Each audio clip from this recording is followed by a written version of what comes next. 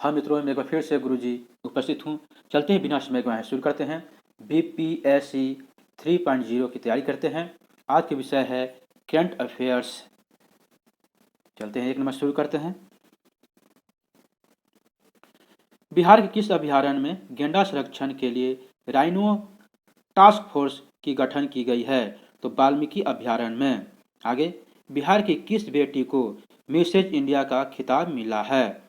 तो डॉक्टर रोहिणी को, जो बीएन कॉलेज की प्रोफेसर हैं। आगे, स्वतंत्रता दिवस के अवसर पर गांधी मैदान में 3 झांकियां निकाली गई, तो इनमें से किस विभाग को प्रथम स्थान मिला? जी हाँ, तो प्रथम स्थान कृषि विभाग को मिला। आगे,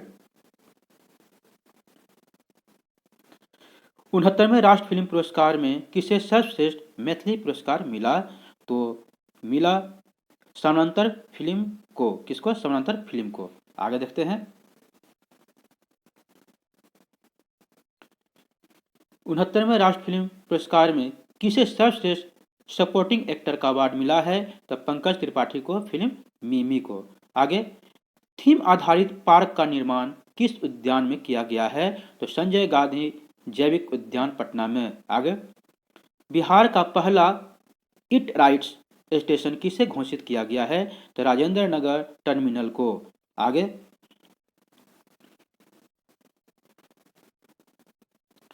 अंतर्राष्ट्रीय बाघ दिवस कब मनाया जाता है? तो 29 जुलाई को। आगे, 29 जुलाई 2013 के अनुसार भारतीय वन्य जीव संस्थान ने बाघों की कुल संख्या कितनी बताई? तो 3682 बताई।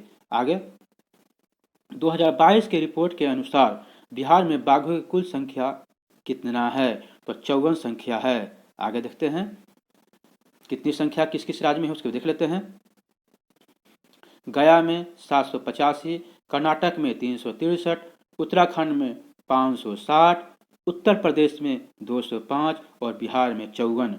आगे, विश्व का कितना प्रतिशत बाघ केवल भारत में है? जी हाँ, केवल भारत में है, तो 75%। आगे चलते हैं, हाल ही में 54वां टाइगर रिजर्व कहाँ बन गया है? तो 54वां टाइगर रिजर्व राजस्थान बन गया है, धौलपुर और करौली में। और 53वां उत्तर प्रदेश में रानीपुर में बना है। आगे, भारत में हिम तेंदुओं की कुल संख्या कितना है? तो 718 है। कितना है? 718। हिम तेंदुओं की संख्या 718। हिम तेंदुओं का पहला सर्वेक्षण कब हुआ था? तो 2009 में हुआ था। आगे,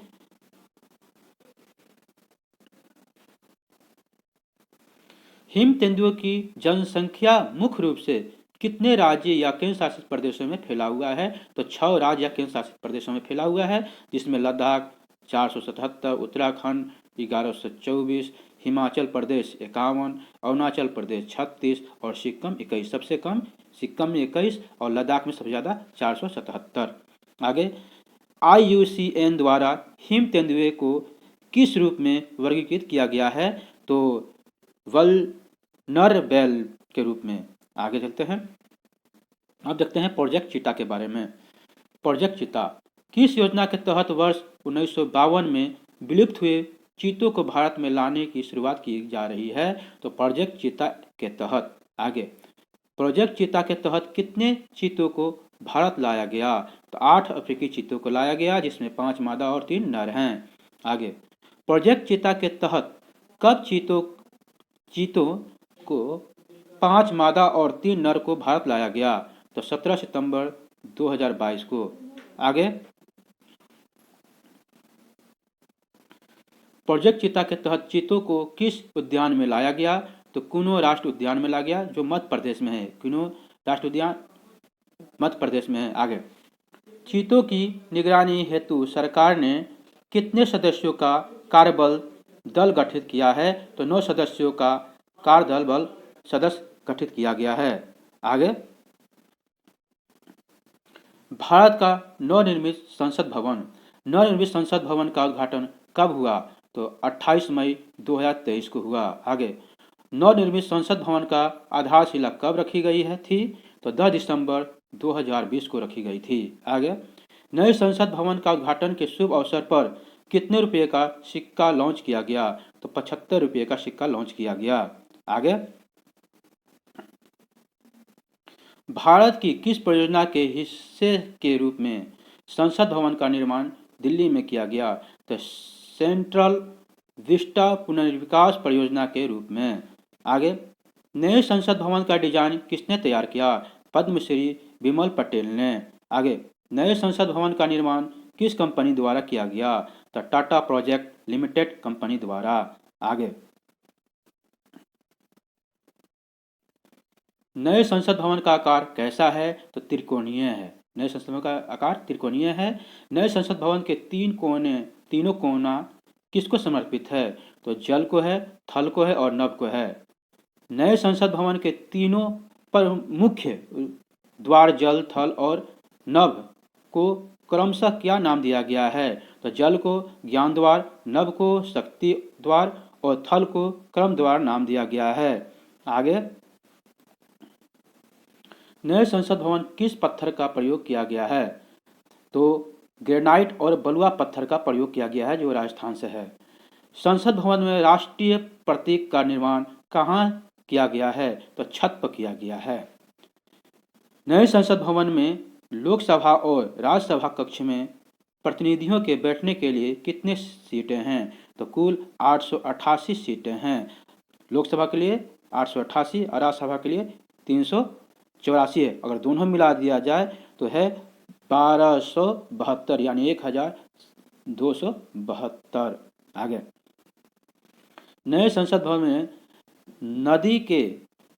नंदी के साथ पवित्र सेंगोल राजदंड की स्थापना की गई है। यह किस वंश से इस्तेमाल होता रहा है? तो चोल वंश से होता रहा है। आगे, राजदंड कितने फीट लंबा है? तो 5 फीट लंबा है। आगे, लोकसभा का आंतरिक हिस्सा किस पर आधारित है? राष्ट्रीय पक्षी मोर पर आधारित है। तो राज्यसभा का आंतरिक हिस्सा किस पर आधारित है? तो राष्ट्रीय फूल कमल पर आधारित है, जो संसद परिषद में राष्ट्रीय वृक्ष बरगद है। आगे, अयोध्या के राम मंदिर का आधारशिला कब रखा गया? तो 5 अगस्त 2020 को रखा गया। राम मंदिर का प्रतिष्ठान कब हुआ? तो 22 जनवरी 2024 को प्रतिष्ठान हुआ। आगे, राम मंदिर किस शैली में बना है? तो नागर शैली में बना है। नागर शैली के परंपरागत रूप से बना है। पारंपरिक नागर शैली में। राम मंदिर का वास्तुकार कौन है? तो चंद्रकांत बी सोमपुरा। इनके 2 पुत्र और हैं, निखिल सोमपुरा और आशीष सोमपुरा। राम मंदिर किस कंपनी द्वारा निर्मित किया गया है? तो लार्सन एंड ट्रूबो कंपनी के द्वारा। मैनेजमेंट कंपनी कौन है? तो मैनेजमेंट कंपनी टाटा कैस्टलिटिंग इंजीनियर्स। आगे देखते हैं, राम मंदिर में कितने मंडप है? तो राम मंदिर में 5 मंडप है। एक नृत्य मंडप, रंग मंडप, सभा मंडप, प्रार्थना मंडप और कीर्तन मंडप। आगे, राम मंदिर कितने मंजिला है? तो 3 मंजिला है। प्रत्येक मंजिला 8 फीट ऊंचा है। राम मंदिर में कुल कितने खंभे और दरवाजे हैं? तो खंभे 392 और दरवाजे 444 हैं। आगे, राम मंदिर में गर्भगृह में भगवान श्री राम का कौन सा रूप दिया गया है? तो बालक रूप दिया गया है, जो 22 जनवरी 2024 को इसमें श्री राम के बाल रूप में विग्रहित की प्राण प्रतिष्ठा की गई। आगे देखते हैं,